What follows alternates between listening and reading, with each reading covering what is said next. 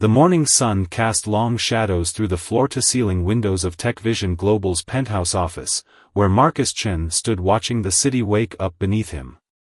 At 42, he had achieved what most would consider the pinnacle of success, a net worth of $8.2 billion, a company revolutionizing quantum computing, and a marriage that was the envy of Hong Kong's elite. His reflection in the window showed a man at the height of his powers, sharp features, steel-gray temples that added gravitas to his appearance, and eyes that had seen countless deals through to completion. But that morning, something felt different. The weight of the small velvet box in his pocket seemed to grow heavier with each passing minute. Inside was a platinum necklace, custom designed to celebrate his 5th wedding anniversary with Sarah. The gems were arranged to mirror the constellation visible the night they first met at a tech conference in Singapore. "Mr. Chen, the board is waiting," his assistant's voice crackled through the intercom, interrupting his reverie. Marcus straightened his Armani tie, a habit from his early days when he needed such gestures to feel confident. Now, it was merely muscle memory. The boardroom fell silent as he entered. 12 faces turned to him, each wearing an expression he couldn't quite read. Lawrence Zhang, his CFO and oldest friend, wouldn't meet his eyes, the first warning sign he should have heeded. "Marcus," Lawrence began, his voice uncharacteristically formal. "Before we start the quarterly review, there's something you need to see." He slid a manila envelope across the polished mahogany table. Marcus's fingers traced the seal, a sense of unease growing in his stomach. Inside were photographs, dozens of them. Sarah, entering a private clinic. Sarah meeting with James Morrison, his chief competitor. Sarah at a cafe, tears streaming down her face as she handed Morrison what appeared to be documents. The timestamps showed a pattern spanning months. "The board's concern," Lawrence continued, his words seeming to come from a great distance, "is that sensitive information about our quantum encryption project has been compromised." But Marcus barely heard him. His eyes were fixed on the final photograph, Sarah entering their private elevator yesterday, clutching what was unmistakably a pregnancy test kit. The same elevator where he had kissed her goodbye that morning, both of them laughing about their plans for their anniversary dinner. The world tilted on its axis. 5 years of marriage, of building dreams together, of planning a family, had it all been a carefully orchestrated lie? The quantum project was his life's work, the breakthrough that would revolutionize digital security forever. And Morrison, that vulture, had been circling for years, waiting for a weakness. Marcus stood abruptly, his chair screeching against the floor. "Postpone the meeting," he commanded, his voice steady despite the trembling in his hands. The board members exchanged glances but knew better than to object. The drive home was a blur. Hong Kong's glittering skyline, usually a source of pride, seemed to mock him with its brightness. Their penthouse, a modern masterpiece of glass and steel overlooking Victoria Harbour, felt like a stage set for a tragedy he never saw coming. Sarah was in their bedroom, surrounded by shopping bags, anniversary preparations, he realized with a bitter taste in his mouth. She turned, her face lighting up at his unexpected arrival, then falling as she saw his expression. "Marcus? What's wrong?" Her voice, once a source of comfort, now felt like sandpaper on his nerves. He threw the envelope onto their bed, photos spilling out like accusations. Sarah's face drained of color as she reached for them with trembling hands. "How long?" His voice was barely a whisper. "How long have you been selling our secrets to Morrison?" "Marcus, no. You don't understand." She reached for him, but he stepped back as if her touch might burn. "The pregnancy test," he cut her off. "Is it his?" Sarah's eyes widened in genuine shock. "What?" "No. Marcus, please, let me explain." But he was already moving, yanking open drawers, pulling out the test he knew she'd hidden. In his rage and pain, he tore it to pieces, not even looking at the result. Sarah's sobs became background noise to the roaring in his ears. I trusted you, he said, each word precisely enunciated despite the chaos in his mind. I would have given you anything. Everything. Marcus, you're making a terrible mistake. The project, Morrison, it's not what you think. Please, just listen. He was already pulling out his phone, dialing his lawyer. I want divorce papers drawn up immediately, he said, watching Sarah collapse onto their bed. And freeze all access to company information and accounts. What happened next would haunt his dreams for years to come. Sarah's face, always composed, crumpled in a way he'd never seen. She reached into one of the shopping bags and pulled out a small wrapped package. Happy anniversary, she whispered, placing it on the bed between them like a white flag. Inside was a custom-made quantum physics textbook, rewritten for children. The inscription read, "For our future little scientist. Love, Mommy." Marcus felt the floor sway beneath his feet. But it was too late, the machinery of destruction was already in motion. Within hours, their marriage was effectively over, the papers signed in a blur of legal jargon and bitter silence. Sarah left with nothing but a small suitcase, her final words lost in the slam of the door. That night, Marcus Chen, billionaire CEO of TechVision Global, sat alone in his vast penthouse. The necklace box sat open on his desk, the constellation pattern now seeming like a map to a destination he could never reach. On his computer, headlines were already. Breaking, tech billionaire's marriage implodes amid corporate espionage allegations. He booked a flight to Beijing, then cancelled it. Shanghai, cancelled. Finally, a ticket to a city he'd never visited, where no one would look for him. As dawn broke over Victoria Harbor, Marcus Chen walked out of his life, leaving behind an empire built on binary code and broken dreams. What he didn't know, couldn't know, was that on a different desk, in a modest apartment across the city, Sarah was looking at a very different set of documents. Papers that would have explained everything, if he had only listened.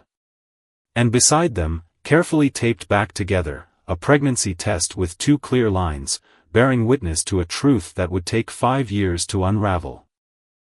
The safety deposit box in Hong Kong's Central District contained only one item, a leather-bound journal with a USB drive tucked into its cover. Marcus stood in the private viewing room, his fingers trembling as they traced Sarah's familiar handwriting. The first entry was dated 5 years ago, the day before everything fell apart. My dearest Marcus, it began, if you're reading this, then either I've found you, or I'm no longer able to search. There's so much you need to know, but writing it here puts us both in danger. The headache started 3 months ago. The doctors found something during the first scan, but that's not what matters now. What matters is what I discovered in the TechVision servers. A knock at the door interrupted his reading. Mr. Chen? There's someone here claiming to be your attorney from 5 years ago. Marcus quickly photographed each page with his secure phone, knowing he couldn't risk taking the journal with him. David Wong stood waiting in the bank's lobby, looking exactly as Marcus remembered him, perpetually worried and clutching his leather briefcase like a shield. You should have come to me sooner, David said without preamble. The things I've learned since you disappeared. We need to talk somewhere secure. They ended up in a private room at the Mandarin Oriental, swept for bugs by David's security team. The city sparkled beyond the windows, but Marcus barely noticed, his mind still processing the fragments he'd read in Sarah's journal. Lawrence Zhang didn't just betray you, David began, pulling documents from his briefcase. He's been playing a much longer game. Remember the quantum encryption project's original purpose? Marcus nodded. Unhackable communication channels. Military-grade security. What you didn't know was that Lawrence had already sold a backdoor to your technology. Not just to North Korea, to anyone willing to pay. Sarah discovered this when she was working on the project's humanitarian applications. The Children's Hospital Initiative, Marcus whispered, remembering the project Sarah had been so passionate about, using quantum encryption to protect vulnerable patients' data. She traced irregular data patterns, found the backdoor. But Lawrence had already compromised everyone around you. That's why she went to Morrison. He wasn't the enemy, Marcus. He was the only person powerful enough to help her expose the truth without getting you killed. Marcus's phone buzzed. The photos from Sarah's journal had finished processing. He scrolled through them rapidly, his heart pounding as the full story emerged. Sarah had documented everything: account numbers, secret meetings, intercepted communications. The pregnancy test had been real, but so had the tumor they discovered during her first prenatal scan. The board meeting, Marcus said, his voice hoarse. The photos Lawrence showed me. Carefully staged and selected. Sarah was meeting Morrison to transfer evidence to Interpol. The pregnancy test, she'd wanted to tell you that night at dinner. Everything you saw was designed to make you leave, to discredit anything she might try to tell you later. A new message appeared on Marcus's phone, a video call request from an unknown number. With trembling fingers, he accepted. Sarah's face filled the screen, thinner than he remembered, her once lustrous hair gone. But her eyes, those eyes that had captured his heart in Singapore, still burned with the same intensity. Marcus, she breathed, and the years of separation seemed to vanish. You found the journal. Sarah, Words failed him. How could he apologize for 5 years of doubt? For leaving her to face this alone? We don't have much time, she cut in gently. Emma needs to be protected. Lawrence knows you're in Hong Kong. The original quantum encryption key, I hid it in her favorite toy.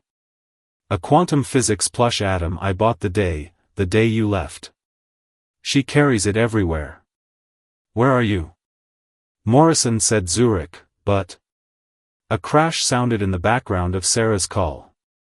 Her eyes widened in fear. They're here.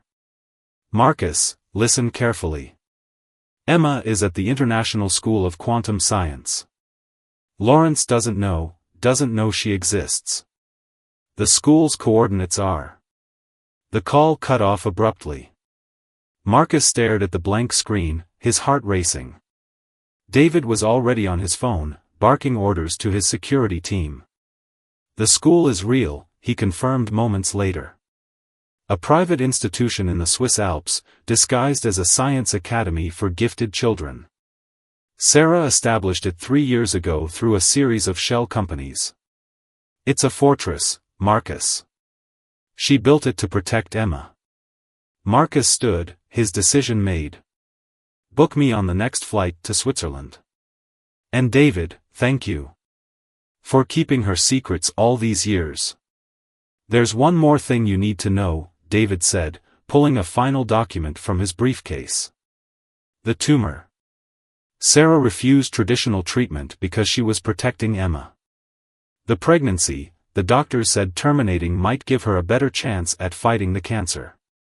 She chose Emma. She chose your daughter's life over her own. The weight of this truth nearly brought Marcus to his knees. All those years he'd spent building walls around his heart, nursing his perceived betrayal, Sarah had been sacrificing everything to protect their child, and him. His phone buzzed again. A text from Morrison: Lawrence's men just raided Sarah's clinic in Zurich. She's gone. But she left something for you.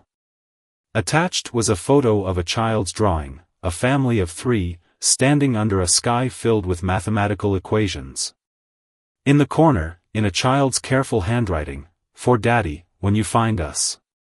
Love, Emma. Marcus Chen had built his fortune on understanding complex systems, on seeing patterns where others saw chaos. Now, standing in a Hong Kong hotel room with the pieces of his shattered life finally falling into place, he understood the most important pattern of all: love, sacrifice, and redemption, encoded in the DNA he shared with a daughter he'd never met. David, he said, tucking the phone away, call your team. We're not just going to find them. We're going to end this. Lawrence Zhang is about to learn what happens when you try to destroy a family built on quantum entanglement. As night fell over Hong Kong, Marcus Chen boarded a private jet, carrying nothing but Sarah's journal, a burning need for justice, and the hope of finding his daughter. In his pocket, the photo of Emma seemed to pulse like a quantum beacon, guiding him home to the family he never knew he had. The International School of Quantum Science rose from the Swiss Alps like a modernist dream, its glass and steel structure reflecting the snow-capped peaks surrounding it. Marcus's helicopter circled the facility once, giving him a view of the children playing in the secured courtyard. His heart stopped when he spotted a small figure clutching a plush atom toy, Emma. "Sir," the pilot's voice crackled through his headset, "we have a problem. The school's security system just activated. They're not letting anyone in or out." Through the windows, Marcus watched teachers hurriedly gathering the children, ushering them inside. Someone had triggered lockdown protocols. But who? Lawrence's people, or Sarah's security measures? His phone rang. Morrison. "Marcus, thank God. Sarah's alive. She escaped during transfer, but Lawrence's people are closing in. She's heading to the school. You need to get Emma out before they arrive." The helicopter landed on a maintenance pad behind the school. Marcus sprinted through the swirling snow, David's security team flanking him. The school's entrance was already sealed, thick titanium shutters covered every window and door. "There's another way in," a voice called out. Marcus turned to find a young woman emerging from the trees. "I'm Dr. Ada Wong, Emma's quantum physics teacher. Sarah told me you'd come." Ada led them to a service entrance concealed behind a holographic rock face. "The school isn't just a school," she explained as they hurried through maintenance tunnels. "It's a quantum research facility. Sarah built it to protect the children of whistleblowers, scientists whose work could be weaponized. Emma, she's special, even among our students. She sees patterns that shouldn't be possible." They emerged into a classroom unlike any Marcus had ever seen. Quantum computers lined the walls, their cooling systems humming softly. On a whiteboard, complex equations were written in a child's careful hand. "Emma solved that last week," Ada said softly. "She's 5 years old, and she just solved a problem that's stumped MIT researchers for decades." Marcus stared at the equations, recognition dawning. "These are improvements to my original encryption algorithm." "But how?" "She's your daughter," Ada smiled. "And Sarah's.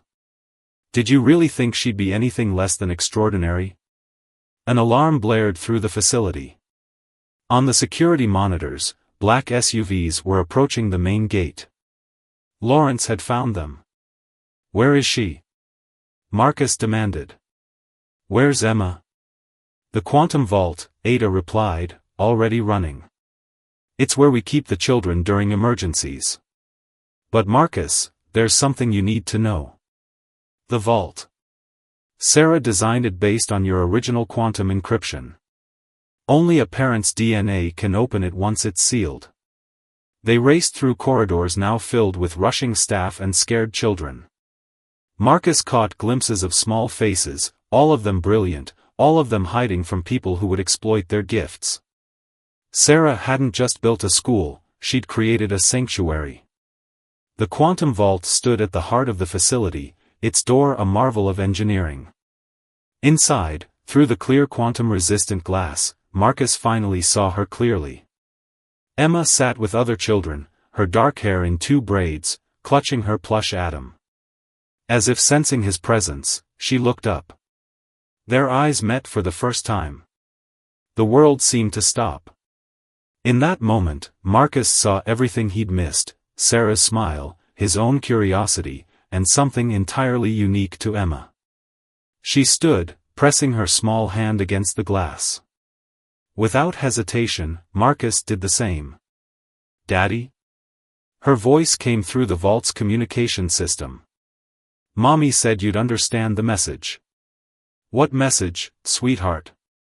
Emma held up her plush atom, pointing to a series of stitches along its side. "The quantum key. Mommy said it's like a special hug made of numbers. Marcus examined the stitching pattern. It wasn't random, it was binary code, translated into a child's toy. The original encryption key, hidden in plain sight. Gunfire erupted somewhere above them. Lawrence's men had breached the upper levels. "Dr. Wong," Marcus called, "can you get a message to Sarah? Tell her I understand now. All of it." Ada nodded, tapping rapidly on her tablet. "She's nearly here. 2 minutes out." Marcus turned back to the vault. "Emma, remember how Mommy taught you about quantum entanglement? How two particles can be connected, no matter how far apart they are?" Emma nodded eagerly. "Like love. Mommy says love is quantum entanglement for people." "That's right," Marcus smiled, fighting back tears. "And nothing, not time, not distance, not even bad people, can break that connection. I need you to be very brave now. Can you show me what else is special about your atom?" Emma turned her toy over, revealing a hidden seam. Inside was a small quantum processor. No bigger than a fingernail. Sarah's insurance policy, the evidence that would bring Lawrence down, protected by the very encryption he'd tried to steal. "Marcus." Sarah's voice rang through the corridor. He turned to see her running toward them, looking frail but determined. Behind her, Morrison and a team of Interpol agents were engaging Lawrence's men. The family reunion would have to wait. They had mere minutes before Lawrence himself arrived. "The vault," Sarah gasped, reaching them. "It needs both of us. Quantum entanglement, 2 particles, 2 parents." Marcus understood. Together, they pressed their hands to the DNA scanner. The vault door opened with a soft hiss. Emma launched herself into their arms, her plush atom squished between them. For one precious moment, they were simply a family, quantum entangled hearts beating in sync. Then reality crashed back in. Lawrence's voice echoed through the facility's speakers, "How touching. The family reunited at last. But did you really think I wouldn't have a backup plan?" The lights flickered. The quantum computers along the walls began to spark. "He's trying to destroy the evidence," Sarah realized in horror. "The children's research, their protection protocols." "No," Marcus said firmly, holding his family close. "He's trying to destroy his own future. Emma, sweetheart, remember what Mommy taught you about quantum error correction?" Emma's eyes lit up. "Like fixing mistakes before they happen." "Exactly. And right now, we need to fix a very big mistake. Will you help me?" As Lawrence's virus attacked the facility's quantum network, father and daughter raced to the nearest terminal. Emma sat on Marcus's lap, her small fingers flying over the keyboard with impossible speed.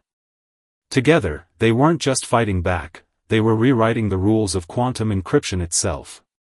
Sarah watched them work, tears streaming down her face. 5 years of separation disappeared in the face of their shared brilliance. This was what Lawrence had really feared, not just the evidence of his crimes, but the power of this family's combined genius. "It's done," Emma announced proudly. Above them, the facility's system stabilized, then strengthened. Her quantum error correction algorithm hadn't just stopped Lawrence's attack, it had immunized the entire network against future intrusions. Through the windows, they watched Interpol agents leading Lawrence away in handcuffs. The man who had nearly destroyed their family looked small now, defeated by the very thing he'd tried to tear apart, the quantum entanglement of 3 hearts that could never truly be separated. Marcus held his daughter close, feeling Sarah's hand in his. "Let's go home," he whispered. "Where's home?" Emma asked, looking up at her parents with Sarah's eyes and Marcus's curious smile. Marcus and Sarah exchanged a look filled with 5 years of lost time and a lifetime of possibilities ahead. "Home is wherever we're together," Sarah answered.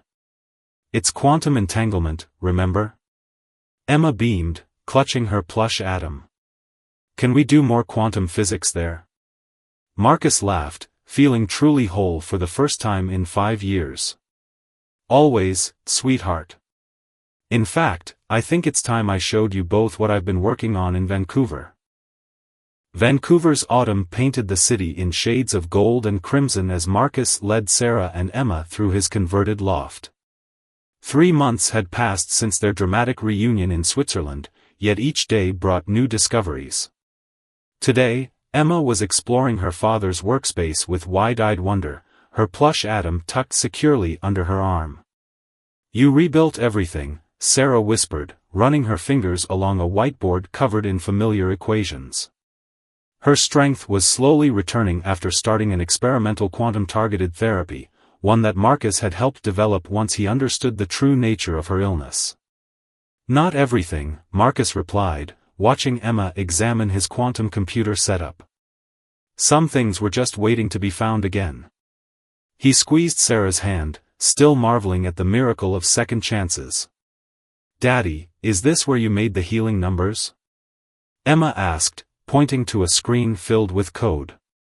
Her intuitive understanding of quantum computing continued to astonish everyone around her. Marcus lifted her onto his lap, inhaling the sweet scent of her hair. "That's right, sweetheart. The quantum algorithms we're using to help Mommy, they're like the error correction you helped me with at the school, but for human cells instead of computers." Sarah watched them together, her heart full. The past 3 months had been a whirlwind of legal depositions, medical treatments, and careful rebuilding of trust. Lawrence's arrest had opened a Pandora's box of international investigations. The evidence stored in Emma's plush atom had exposed a network of corporate espionage and technological exploitation that spanned continents. "Mr. Chen?" Elena's voice came through the intercom.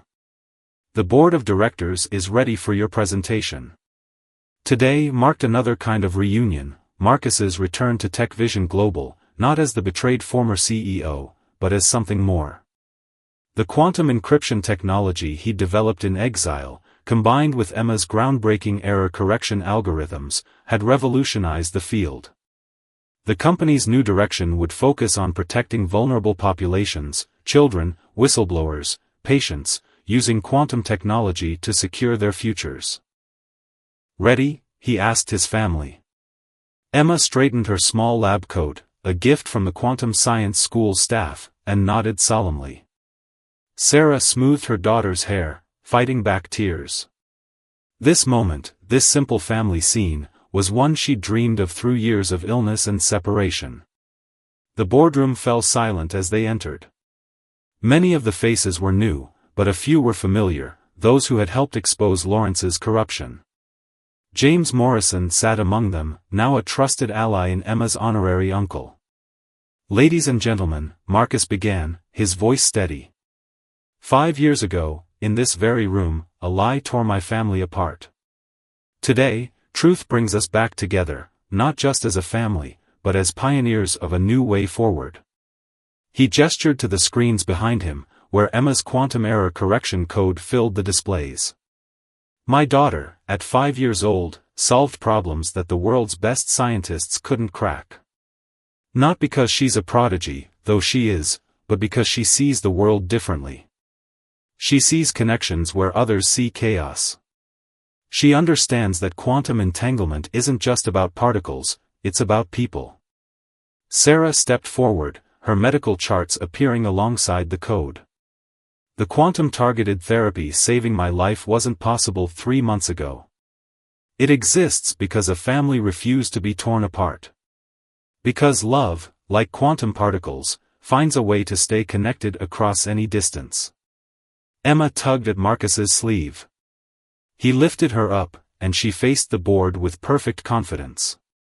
"Daddy and Mommy taught me that quantum physics is about possibilities," she announced. "All the things that could happen, happening at once until someone looks.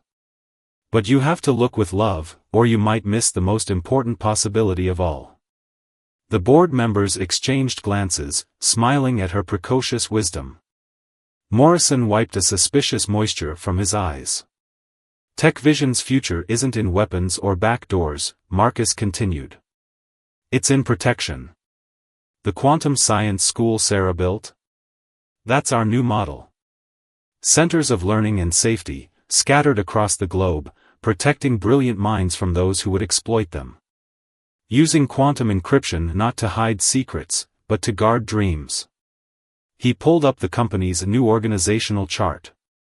Every division will have an ethical oversight board. Transparency isn't just a buzzword, it's written into our quantum encryption itself. Emma showed us how to create unhackable systems that are also completely transparent to the right observers. Trust, built into the very fabric of our code. As Marcus outlined the company's new direction, Sarah watched their daughter scribbling equations in her notebook. Emma's way of seeing the world, where love and quantum physics were inextricably linked, had changed everything. The company's stock had soared when news of the breakthrough therapy leaked. Investors recognized that ethical innovation was the future. The presentation ended with a standing ovation. As board members crowded around to congratulate them, Emma tugged her parents toward the windows. The Vancouver skyline sparkled in the autumn sunshine, so different from Hong Kong's glittering towers, yet somehow more like home. "Can we get ice cream?" she asked, her world-changing innovations temporarily forgotten in favor of more immediate concerns. Marcus laughed, scooping her up. "Ice cream, then lab time? With both of you?" Emma's eyes lit up. "Can we work on the quantum healing more? I had a dream about a new way to help mommy's cells remember how to be happy." Sarah wrapped her arms around them both. "My brilliant girl. But remember what we talked about, balance. Science is wonderful, but so is being 5 years old. That's why we need ice cream," Emma explained patiently. "It's quantum entanglement for taste buds." As they left the boardroom, Morrison caught up with them. "The international patents came through," he said quietly. "Lawrence's assets have been frozen. The quantum science school's funding is secure, and the new facilities in Singapore and Toronto break ground next month." "Uncle James." Emma squirmed until he took her. "Did you bring me more quantum puzzles?" "Even better," he grinned. "I brought you a whole quantum chemistry set. But only if your parents say it's okay," he added hastily, seeing Marcus's raised eyebrow. Walking through TechVision's halls, now filled with new purpose and possibilities, Marcus felt the last pieces of his old anger and pain falling away. Sarah's hand found his, their fingers intertwining like quantum particles finding their perfect state. "She wants to cure everyone now," Sarah murmured, watching Emma chatter with Morrison about chemical bonds. "Not just me. She says if we can help cells remember their happy state, nobody ever has to be sick." "She gets that from you," Marcus smiled. "The compassion, the vision. And the stubbornness from you," Sarah countered. "Remember that night in Singapore? When you spent hours convincing me that quantum computing could change the world?" "I was wrong," Marcus said softly. "It's not the computing that changes things. It's the people behind it. The connections they make. The love they choose to protect." Emma ran back to them, her plush atom bobbing. "Daddy! Can we put ice cream particles into the quantum computer? I want to see if they get entangled." Sarah laughed, the sound like music after so many years of silence. "That's definitely your daughter," she told Marcus. "No," he replied, gathering them both close. "She's our quantum miracle. And this time, I'm never letting go." 2 years later, the Singapore skyline glittered against a perfect twilight sky. Marcus stood at the podium of the newly inaugurated Quantum Future Center, looking out over a sea of faces. The journey that had begun with heartbreak in Hong Kong had transformed into something beyond his wildest dreams. 7 years ago, he began, his voice carrying across the hushed auditorium, "I thought I understood quantum entanglement. I thought I understood love. I was wrong about both. He paused, finding Sarah and Emma in the front row. His wife's hair had grown back, darker and fuller than before. The experimental therapy, refined through countless hours of family collaboration, had worked better than anyone had dared hope. Today, we're not just opening a building. We're opening a door to possibilities that exist in the space between science and humanity. The Quantum Future Center isn't just a research facility or a school. It's a testament to the power of seeing connections that others miss. Emma, now 7, sat proudly in her child-sized business suit, her trusty plush Atom, now slightly worn from years of love, still by her side. She'd insisted on helping design the center's quantum computing core, and her innovations had already attracted attention from leading physicists worldwide. Our first graduating class from the International School of Quantum Science is here today, Marcus continued, gesturing to a group of teenagers in the audience. Young minds who were once in danger of exploitation, now poised to change the world. And they will change it not through force or secrecy, but through understanding and protection. The screen behind him lit up with images, the quantum-targeted therapy being used in hospitals worldwide, the transparent encryption systems protecting vulnerable populations, the network of quantum science schools spanning continents. Each project bore the subtle fingerprints of a family that had learned to combine brilliance with compassion. Lawrence Zhang's sentencing last month marked the end of an era of technological exploitation, Marcus acknowledged. But more importantly, it marked the beginning of something new. Something that my 7-year-old daughter explained better than any adult could. Emma bounced up from her seat, joining her father at the podium. She'd been practicing this moment for weeks. Quantum entanglement means that some things are connected forever, she announced confidently. Even when bad things try to separate them. Like my mommy and daddy. Like ideas and responsibility. Like science and love. She held up her plush Atom. This toy helped save my family. Now we're helping it save other families too. The audience erupted in applause. Sarah joined them on stage, her hand finding Marcus's as it always did now. The past 2 years had been filled with challenges, legal battles, medical uncertainties, the complex task of rebuilding trust on both personal and professional levels. But they'd faced each obstacle together, their bond strengthening with every test.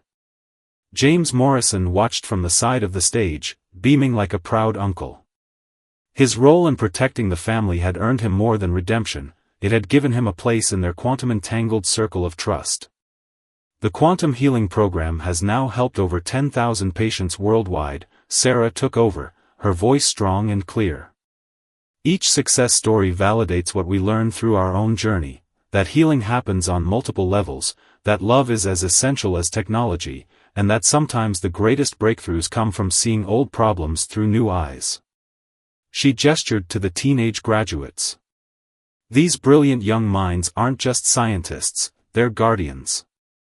Each one has experienced the power of protection, of being valued for their gifts rather than exploited for them. They understand that quantum encryption isn't about hiding truth, but about preserving it. Marcus watched his wife with wonder, still amazed by her strength. The woman who had sacrificed everything to protect their daughter now stood as a beacon of hope for others facing impossible choices. The experimental therapy they developed together had not only saved her life but had opened new frontiers in medical science.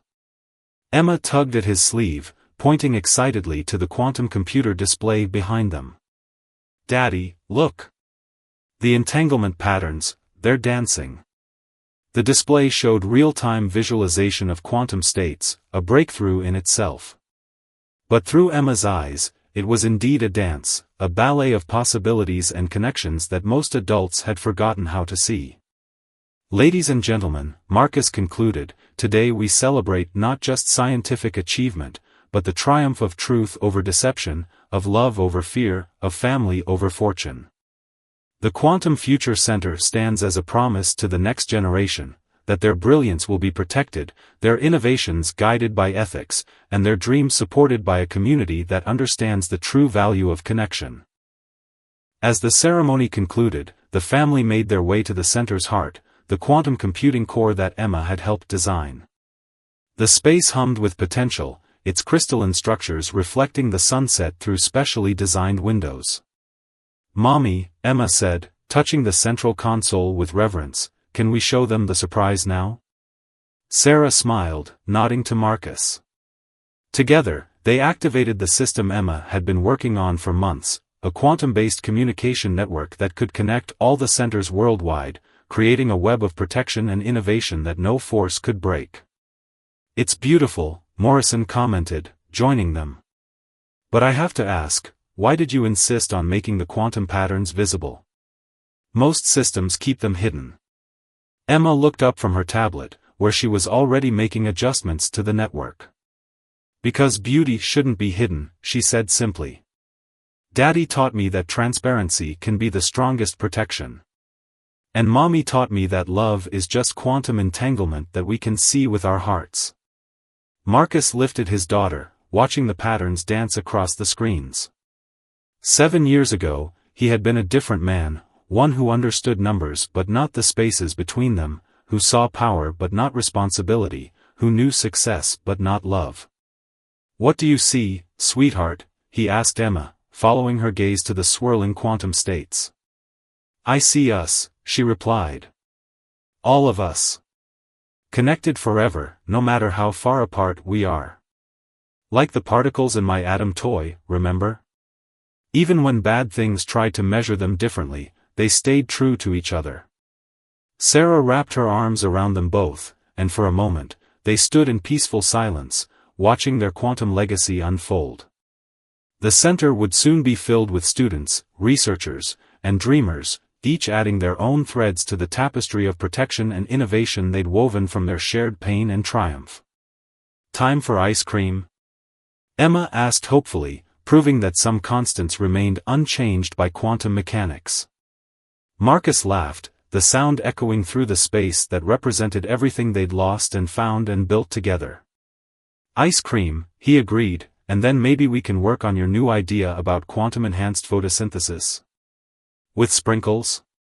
Emma negotiated, her scientific brilliance momentarily focused on more immediate concerns. "With sprinkles," Sarah confirmed. "Because sometimes the sweetest discoveries come from mixing unexpected things, like quantum physics and family love." As they left the quantum core, its patterns still dancing behind them, Marcus reflected that their story hadn't ended with Lawrence's arrest or Sarah's recovery or even this center's opening. It continued to evolve, each moment a new possibility, each challenge an opportunity for their bonds to strengthen. Their quantum entanglement, as a family, as innovators, as protectors of dreams, would never truly be measured or contained. It simply was, is, and would be, transcending time and space and human understanding, just like the love that had brought them full circle.